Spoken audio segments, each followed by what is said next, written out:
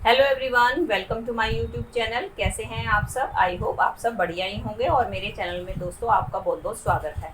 तो आज मैं आपके लिए फिर से कुछ कबाड़ से जुगाड़ लेकर आ गई हूँ, जो कि आपका पैसा तो बचाते हैं और साथ साथ आपके घर को ऑर्गेनाइज करने में और आपके काम को आसान बनाने में भी आपकी मदद करते हैं। चलिए देर न करते हुए आज की वीडियो शुरू करते हैं अपनी पहली टिप से। चलिए फ्रेंड्स, मेरी पहली टिप होने वाली है इस तरीका के रंगीला के कलर्स की डिब्बी को लेके, जिसके अंदर जब दोस्तों कलर्स खत्म होते हैं तो हम क्या करते हैं, इनको अक्सर उठाकर फेंक देते हैं, जबकि ये हमारे घर को ऑर्गेनाइज करने के लिए बहुत ही हेल्पफुल होते हैं। तो आप इसका इस्तेमाल कैसे कर सकते हैं दोस्तों? जब हमें कभी मंदिर जाना होता है तो हमें अपने साथ इस तरीके से चावल, रोली, चंदन और धूप बत्ती साथ में लेके जानी होती है। तो हम क्या करते हैं, इनके लिए हम अलग अलग से डिब्बियां खरीदते हैं और उनको साथ में लेके जाते हैं। तो आप क्या कर सकते हैं, इस तरीके के रंगीला के बॉक्सेस का इस्तेमाल अपने इन सामान को रखने के लिए कर सकते हैं। ये देख सकते हैं दोस्तों, मैंने सारा सामान मंदिर का इसके अंदर डाल दिया। इसमें चावल, चंदन, रोली, धूप बत्ती जो है सारी मैंने इसके अंदर डाल दी। अब हमें मंदिर ले जाने के लिए अलग अलग डिब्बियों को कैरी नहीं करना पड़ेगा, और जब हमें ले जाना होगा तो हम सिर्फ एक इसी डिब्बी को ले जाकर अपना मंदिर में ले जा सकते हैं, जिससे कि हमारा स्पेस तो बचेगा, साथ में हमारे अलग अलग डिब्बियों को खरीदने के पैसे भी बच जाएंगे। इस तरीके से आप छोटे छोटे जुगाड़ लगाकर अपने घर के सामान से ही अपने कामों को तो आसान कर ही सकते हैं और साथ में ढेर सारा पैसा भी बचा सकते हैं। चलिए फ्रेंड्स, बढ़ते हैं अगले जुगाड़ की तरफ। मेरा अगला जुगाड़ होने वाला है इस तरीके के पेन्स को लेके। दोस्तों क्या होता है, अक्सर जब इन पेन के रिफिल्स खत्म होते हैं तो हम क्या करते हैं, इनको उठाकर डस्टबिन में फेंक देते हैं, जबकि ये काफी यूजफुल होते हैं। हम इनकी मदद से अपने घर को ऑर्गेनाइज करके अपना ढेर सारा पैसा बचा सकते हैं। तो मैं क्या करती हूँ, इन पेन को कभी नहीं फेंकती। मैं क्या करती हूँ, इनके जो कैप्स होते हैं इनको मैं निकाल कर रख देती हूँ। अब आप सोचेंगे कि इन कैप्स का मैं इस्तेमाल कैसे करने वाली हूँ। दोस्तों क्या होता है, कई बार हमें अपने कपड़े सुखाने होते हैं तो उसके लिए हमें क्लॉथ क्लिप की जरूरत होती है, लेकिन कई बार क्लॉथ क्लिप हमारे पास अवेलेबल नहीं होती, तो उनको खरीदने के लिए हमें मार्केट से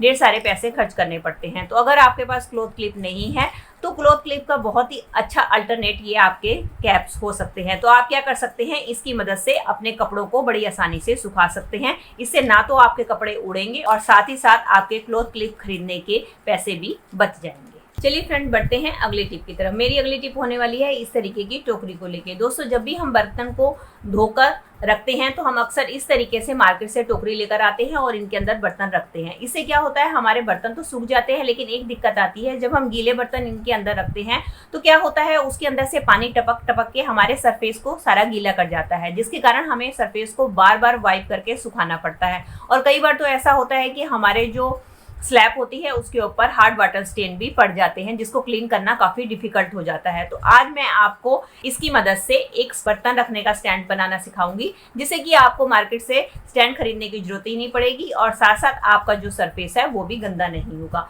उसके लिए आपने क्या करना है, उसके लिए आप ले लें एक चूड़ी। मैंने ले ली है एक चूड़ी, आप किसी हुक का भी इस्तेमाल कर सकते हैं। उसके बाद हमें जरूरत होगी इस तरीके के मजबूत धागे की या रस्सी की। तो मेरे पास ये स्ट्रिंग पड़ी हुई थी जो मैंने ले ली है। अब हम क्या करेंगे, इस स्ट्रिंग को हमने इसकी इस तरीके से 4 लेयर हमने ले लेनी है। और अब हम क्या करने वाले हैं, इस लेयर को हमने इसके अंदर चूड़ी के अंदर डालकर एक गिठा लगा देनी है।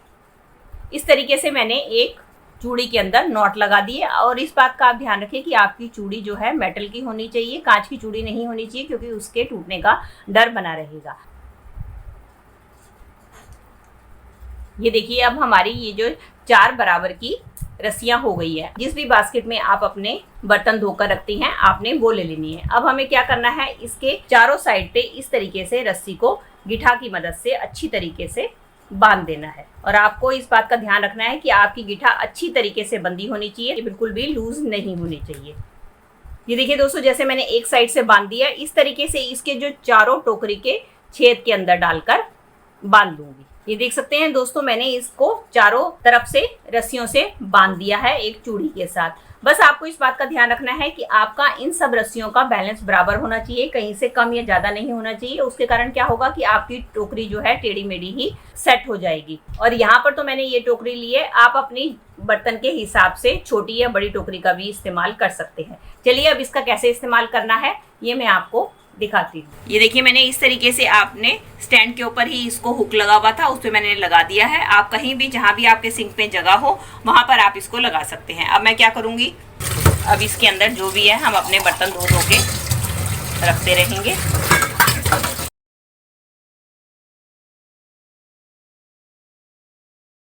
ऐसा करने से क्या होगा कि इसका पानी जो भी है बर्तनों का वो धीरे धीरे टपक के आपके सिंक में ही गिरेगा।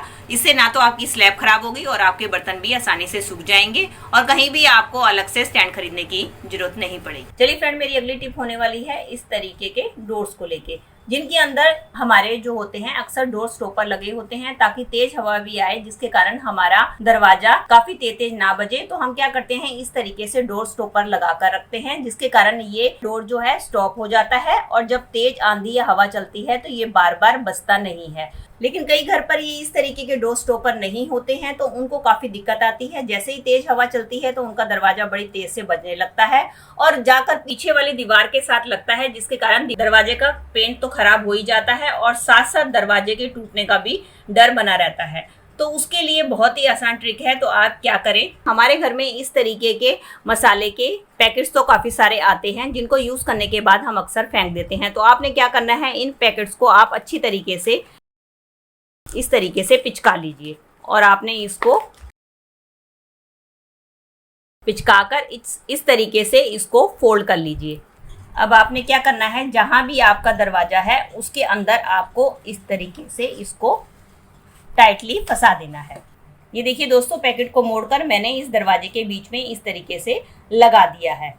अब आप जितनी मर्जी जोर से दरवाजे को बंद करें तो आपका दरवाजा बिल्कुल भी बंद नहीं होगा। आप देख सकते हैं मैंने स्टॉपर को भी ऊपर कर दिया है और मैं दरवाजे को भी बड़ी जोर की बंद कर रही हूँ, लेकिन दरवाजा टस से मस नहीं हो रहा है, वो अपनी जगह पे ही अड़ा हुआ है। इस तरीके से आप छोटे छोटे जुगाड़ करके घर के बेकार सामान से अपने कामों को तो आसान बना ही सकते हैं और साथ साथ ढेर सारे पैसों की भी बचत कर सकते हैं। तो दोस्तों, ये थी मेरी आज की वीडियो। आई होप आपके लिए हेल्पफुल रही होगी। दोस्तों, इसमें से अगर कोई भी टिप आपके लिए यूजफुल रही है तो प्लीज़ इसे एक लाइक दीजिएगा और मुझे कमेंट करके बताइएगा कि आपको इनमें से कौन सी टिप सबसे ज़्यादा अच्छी लगी। और अगर आप मेरे साथ जुड़े रहना चाहते हैं और इसी तरीके की यूजफुल वीडियो देखना चाहते हैं तो मेरे चैनल को भी बेल आइकन के साथ सब्सक्राइब कर दीजिएगा। मिलती हूँ नेक्स्ट वीडियो के साथ। Till then take care and bye bye. Bye bye.